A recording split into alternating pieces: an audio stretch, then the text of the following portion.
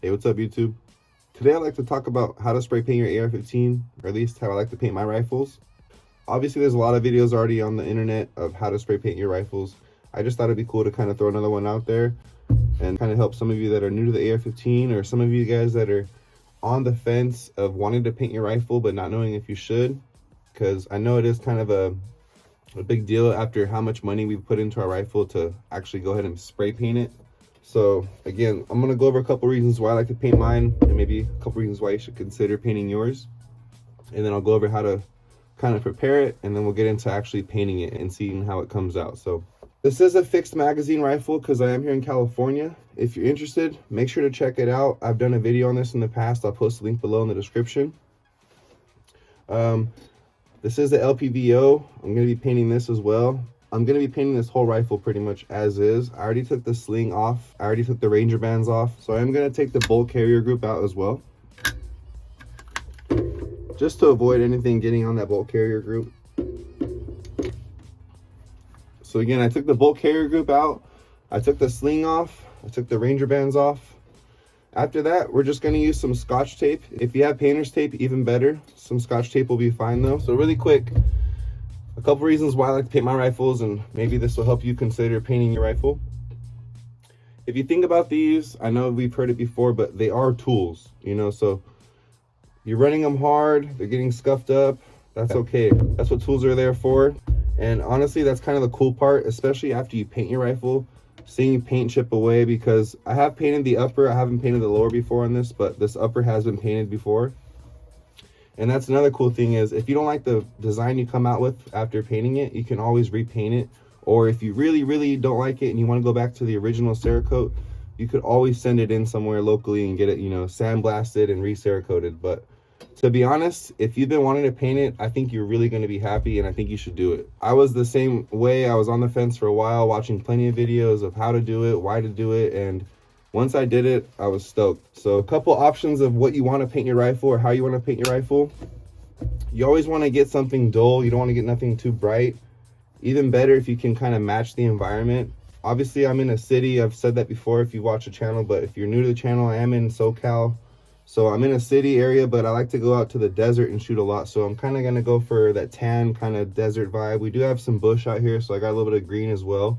And later in the video, we will get into what paint I'm using exactly. But again, you kind of want to paint your rifle to match either what you're wearing a lot or your environment. You know, so if it's urban, obviously kind of grays and, you know, a little bit of black, but obviously gray, something dark grays along those lines for urban. But for me, I'm going for that desert kind of tan look with a little bit of green in there as well. And yeah, obviously if you're in the woods, green areas, you're going to go with some OD green, which is always cool.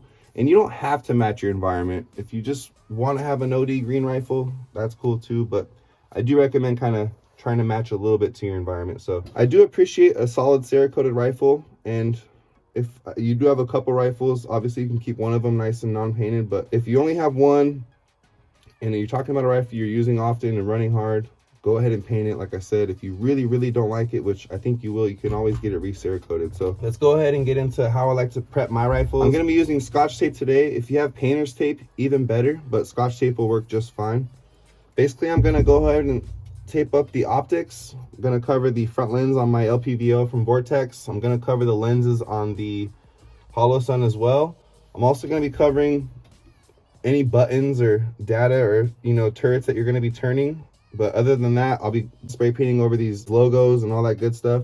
I also am going to be taping off my trigger, my forward assist, obviously the front of my weapon light as far as my stream light. And I will be taping over my grip because I did paint this already. And I will be taping over my back of my stock because for the most part, the grip and the back of the stock are what you're going to be touching mostly with your rifle.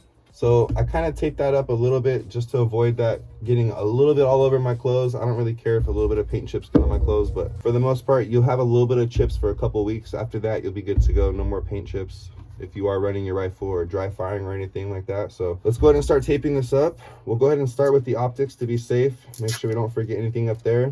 We'll start with the LPVO up top. And again, if you have painter's tape, even better. But if you don't, if you only have Scotch tape, that's what I'm using too, that'll be fine. So all right, so first up, we're gonna cover the lens on the LPVO. Again, I'm just gonna tape one over like so. And then just to be safe, we'll go ahead and do a little bit over the top. So that's good. And also if you have scope covers, you can leave those on there as well, but tape's just fine. All right, so just to give the camera a little look there, that's gonna be how it's taped up, covering the lens. And then with the back, we're gonna go ahead and tape that up.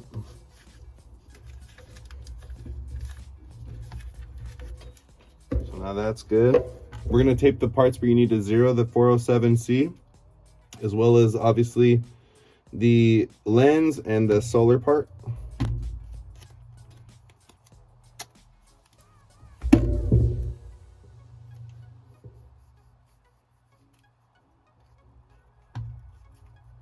Obviously you want to tape over the part showing which way you need to go to zero. And one more to be safe, I'll go ahead and tape over the battery tray right here. And again, it doesn't have to be super sexy, super perfect. That's kind of the cool part, making it look rough. It doesn't have to be straight lines everywhere, like if you see these tapes are kind of crooked. Just making sure everything's covered. Now I'm gonna go ahead and stick one in here on the lens as well. And now that's pretty much good to go. I'll also do a little one over the screws, but for the most part, that is good to go. So we got the lenses covered on the 407C. We got the LPVO covered. Last thing we need to cover is the magnification adjustment. All right, so now we're gonna tape over the magnification.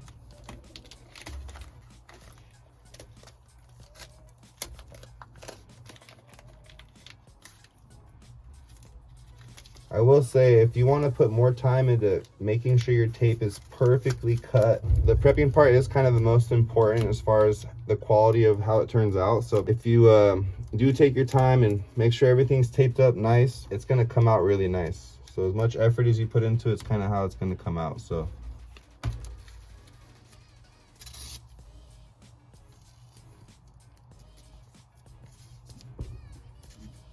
I'm also going to tape my turret directions.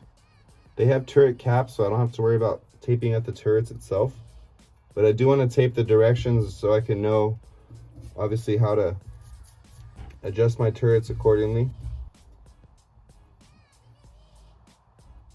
And I'm also going to cover the numbers on the turret on this side.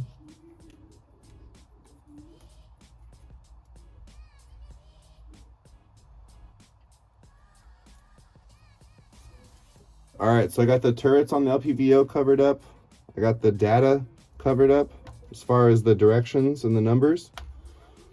Now that's pretty much good to go. I got the 407C covered up with the solar part, the lenses, and the screws. So now that's pretty much good to go. Now we're just gonna tape up the trigger.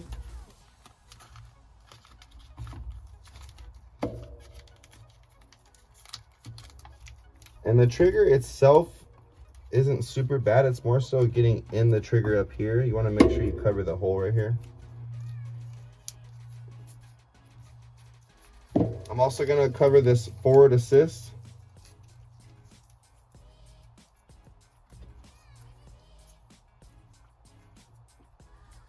All right, so I got my trigger covered. I got my optics covered. I also have my forward assist covered.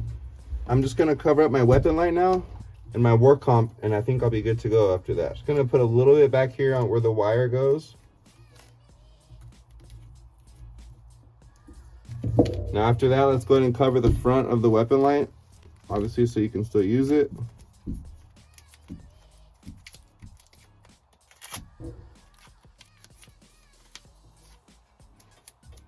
All right, so now we're gonna cover the flash hider or the war comp. You want to make sure you cover those threads in case you ever do get to run a can, or if you are in a free state, you can run a can. Make sure you're covering those threads up so you have no problem putting the can on. Just in case I do ever get to, I'm going to cover this up. And then two more things I forgot to cover, and you don't really have to, but I like to just be on the safe side. First one's gonna be the pressure pad. All right, so the pressure pad, and then since I am here in California, I do want to help my Juggernaut Tactical from malfunctioning, so I'm going to cover that up just to be safe, just so the paint doesn't make it stick. So I'm just going to cover this Juggernaut Tactical really quick, just to make sure the spring will still work. If you're not here in California, you don't have to worry about painting or covering your takedown pins. You'll be fine. All right, so that'll be good. So again, we have the optics cover, the trigger, the forward assist, your weapon light, and your flash hider, as well as the pressure pad. And if you're in here in California, you're going to be covering your rear takedown Juggernaut Tactical or whatever you're using for your fixed magazine. So, all right, so really quick, couple things I forgot to tape up. I did want to tape up my grip just because I think you touch that the most, because the rifle can be a little sticky for a week or two after. And I also did already paint it. So again, I covered up the grip. You don't have to, but safety selector, I'm going to go ahead and leave uncovered. If you're not going to be painting a magazine, you're going to want to put some paper towels in your mag well or go ahead and tape that off. In order to avoid that, I just put a magazine in my mag well and go ahead and paint over that, because that keeps paint from getting in the mag well, and it does also paint up your magazine, which is pretty cool as well to match the rifle. So after that, I did tape up also, just so you guys know, my magazine release, my bad lever. You don't have to do that, but I went ahead and taped those up. Also, a thing I forgot to mention is you want to tape up your QD sockets for your sling. So I went ahead and taped those up as well. Those you do want to make sure to cover up. And another thing I covered up, which you don't have to, is the back of my buttstock, because like I said, the paint can tend to chip off a little bit, and just to avoid it getting on my clothes and stuff, I went ahead and taped that off. That's not a huge deal, but I did tape that off, just so you know. So other than that, obviously I taped my grip off. You don't have to do that, but this grip was already painted, and I do want to shoot this pretty soon, and I feel like the grip's going to be touched the most, so I went ahead and taped that up. You don't have to, but you can tape that up as well if you like. So other than that, this thing is ready to get painted. Let's go ahead and start painting it and kind of go over the paints we're going to be using, as well as the design I like to go with. All right, guys, I do apologize about the lighting. I'm doing this in my garage, so I do have my rifle all taped up, prepped, ready to go. As far as the paint we'll be using today, again, I'm kind of trying to match my environment a little bit, so it's not straight like sand dunes desert out here. We do have some brush, we have some rock, got some dirt, so I just kind of got some tan. I believe this is khaki, nutmeg, army green, deep forest green, and then a little bit of black. So yeah, these are gonna be Rust-Oleum Camouflage. So yeah, when you do get your paint, make sure you get flat. You don't want to get any shiny stuff. All right, apologize for the lighting. I'm in the garage, it is what it is, but I got my rifle prepped up. I got my spray paint. Some people like to hang it. You can hang the rifle if you have some, you know, wire hanger or rope or whatever, or you can just lay it flat on some cardboard, do a light coat. You can wait if you want, or you can just flip it right away and kind of get into the other side. You will leave a couple marks, obviously, with it being wet still, but again, I'm not going for perfect out here. This is a tool. I'm just kind of trying to paint it up a little bit, personalize it a little bit, kind of get rid of the dark and add some personalization to it, and kind of make it not stand out so much when I'm shooting. So with that being said, make sure when you are spray painting, if you can do it outside, that's even better. But if you're in your garage, make sure you have your doors open or the garage cracked, get some ventilation in there. The better you tape your rifle, the better it's gonna come out. Again, so the more prep you put into your rifle, the better it's gonna come out. And that's the most fun part, honestly, is ripping your tape off after and just seeing it all come together. So yeah, I just kind of want to go over the items I'm going to be using today. I just got some mesh netting. You can use this from like a laundry bag, sports bags, whatever. Also, if you have like potato bags or onion bags, stuff like that, you can use the netting from there. It kind of gives like a snakeskin pattern. That's what I'm going to kind of be going for today. And I have like a tighter mesh one, again, from another sports bag type thing. People use foliage. You can use leaves from your backyard or in your surroundings. You can use cardboard, cut out stencils. You can use tape. You can print out stencils online if you really want to get crazy with it. And again, if you don't like how it comes out, you can always repaint it a different way when you're done, or you can always send it back in to get Cerakoted if you really, really don't like it. So we're gonna first go for a light coating, and then we're gonna do a little bit more patterns after that. We'll go ahead and explain that while we're doing it. So first up we're gonna do is the khaki. Again, this is the Camouflage line. Again, you don't wanna get super close to the rifle. You just kinda wanna do a nice light coating with some distance to it. And make sure you don't have anything valuable around, just in case you have some overspray if you are doing anything in your garage. So again, this is gonna be the khaki one. So again, we're just gonna do a light dusting.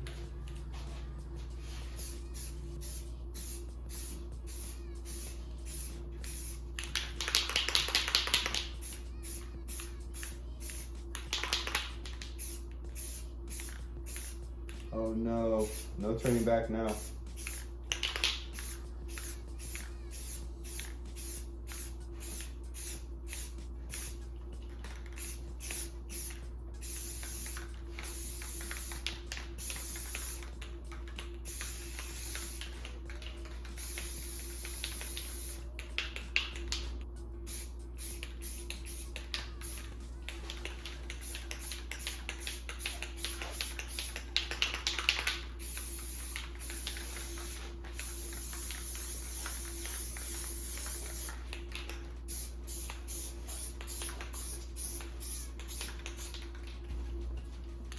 Hit the top side now.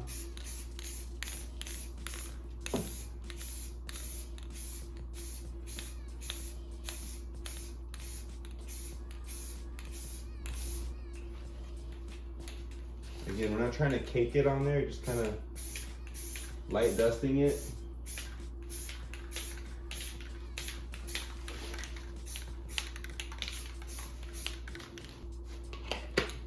Pretty much it.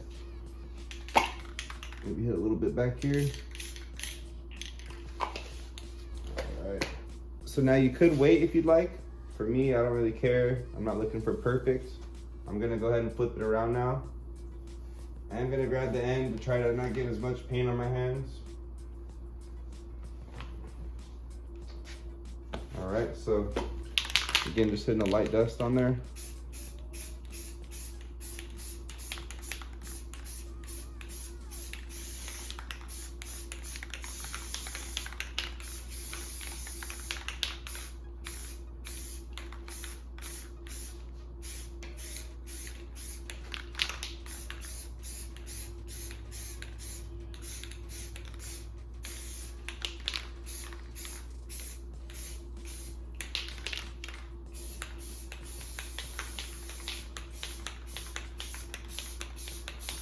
Again, doesn't have to be perfect.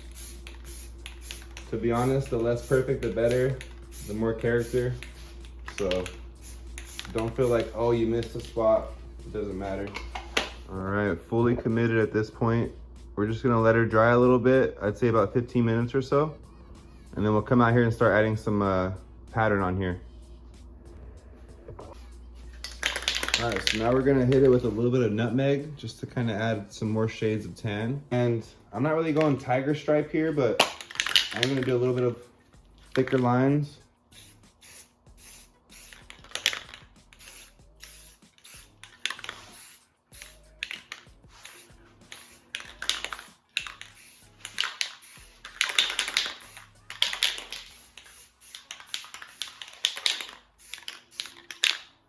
There's no like perfect design I'm doing. I'm just kind of hitting some corners, some sharp edges. Just kind of add some other tan in there just to kind of break up the pattern of the gun.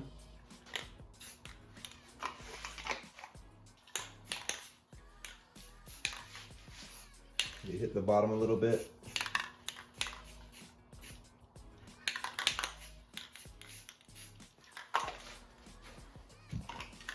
Hit the top a little bit. So now we're gonna flip it around and do the same thing on the other side. Doesn't have to match perfect.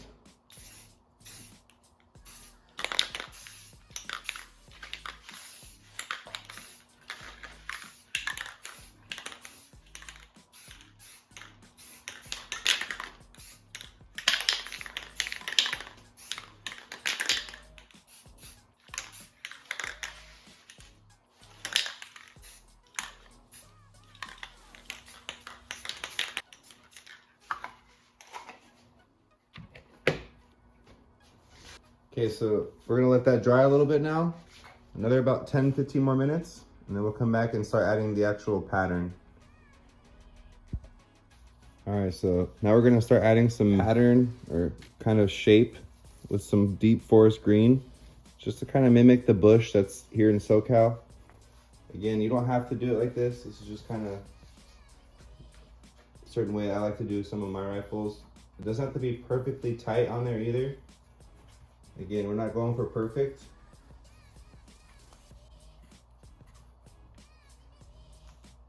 Just gonna cover that up.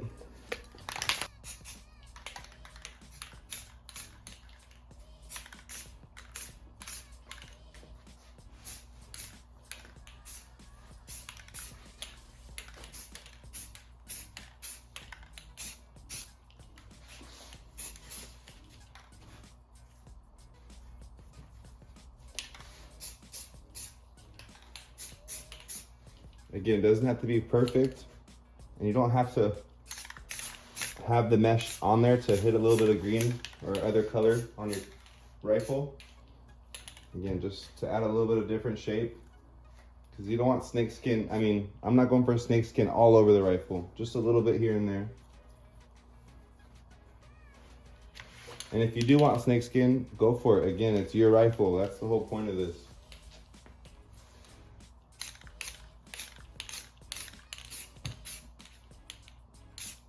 Just add some on the top here.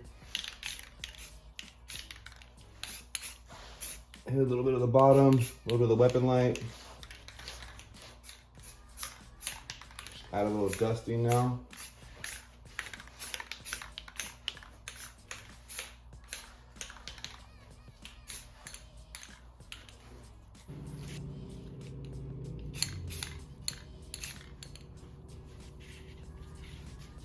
And again, you don't want to get too close or it's going to run and you won't really see the shape of the snake skin if you are going for that.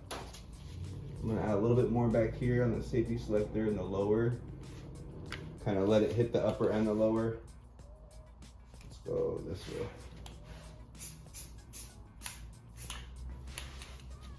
And to a little bit of the trigger magwell.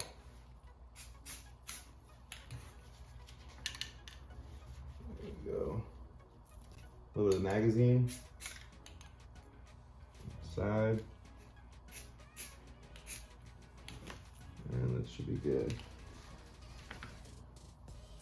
All right, now we'll flip it around.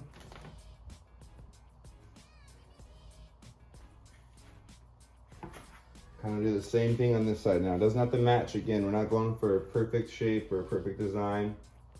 Just trying to add some character, break up the shape of the gun. And again, personalize it a little bit.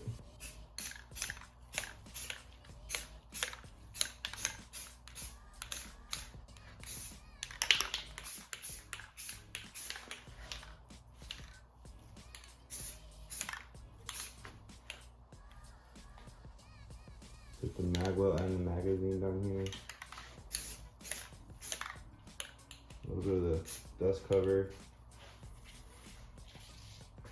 Yeah, this is looking cool. I'm liking this a lot so far. All right, let's hit a little bit of the buffer tube as well as the stock.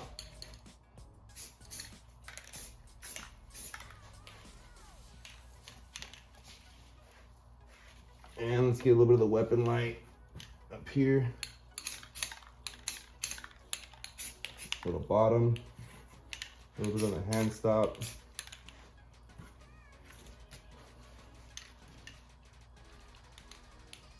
And a little more up here.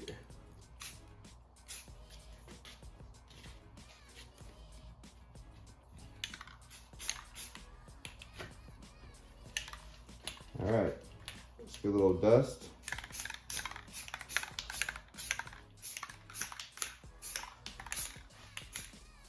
Now we'll let this dry a little bit, and then we'll come back and hit it again with the original khaki. Again, I don't want to snake skin the whole thing. If you want less or more, you can always add more. I just wanted it in certain areas. And that's when you come back with the khaki, you can kind of dust over where you don't want it. Like we'll lighten this area up a little bit more. And other than that, I think that's pretty much good to go. So we'll wait about 15 minutes or so, and then we'll come back and again dust it up a little bit. All right, guys. So now again, we're just gonna hit a little bit of khaki, kind of break up some of the parts where are a little bit too much snake skin or a little too dark. And again, not a lot, just a little bit.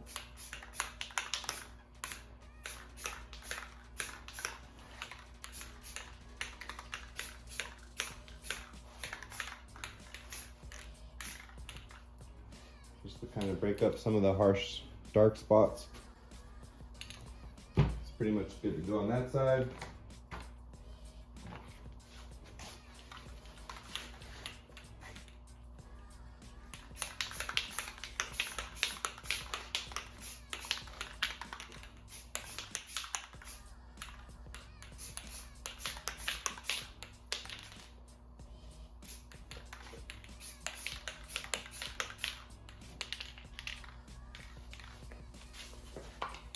I think that's pretty much it. We'll add a hair bit more nutmeg.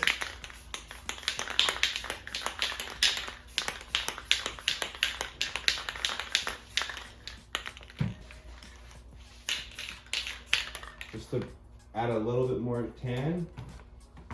Now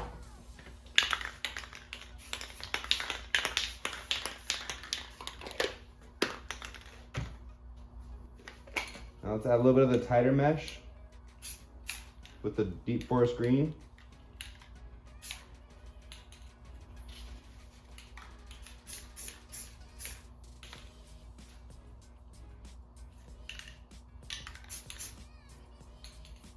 Oh, it does add some cool little textures.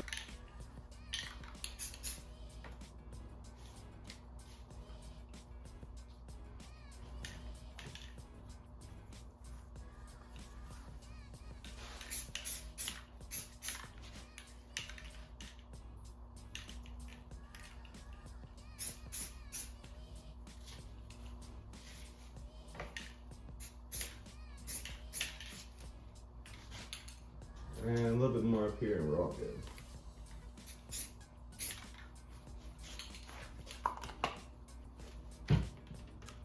I like the mesh, the tighter mesh. It adds a cool design. Kind of want to do a little bit more on the magwell on the other side.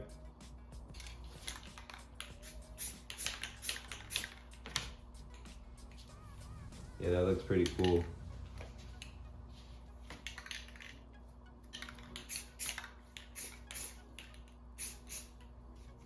All right, so almost done here. Just adding a little bit of extra touches.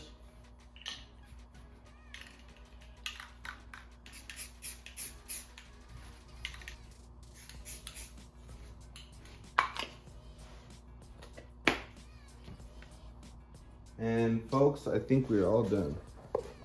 All right, so I think we're pretty much done.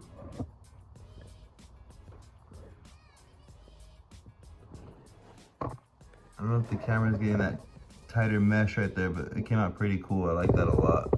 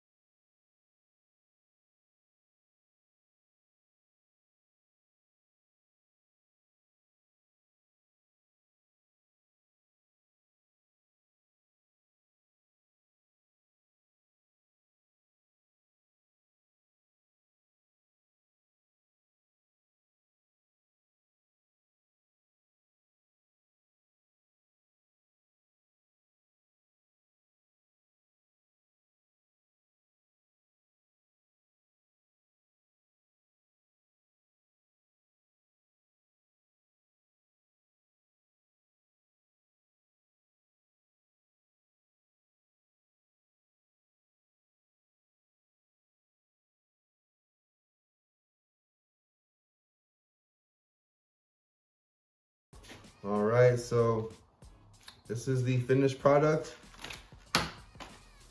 I can't wait to take this out to the range and run it. If you guys are on the fence of painting the AR-15, I highly recommend doing it. I'm sure you'll be really happy after you do it. And again, if you don't like how it comes out the first time, you can always, you know, do a different design or even send it back in to get it re-cerakoted if you really, really don't like it. And also for those of you that have already painted your rifle, please let us know in the comments if you have any suggestions for maybe other people that are looking to paint their rifles. If I didn't do anything that you recommend doing, or maybe if you have something that you do different, make sure to let me know down below. And also, if you guys have any questions, make sure to shoot me a comment down below as well. And again, I hope you guys enjoyed the video today, and thank you for watching.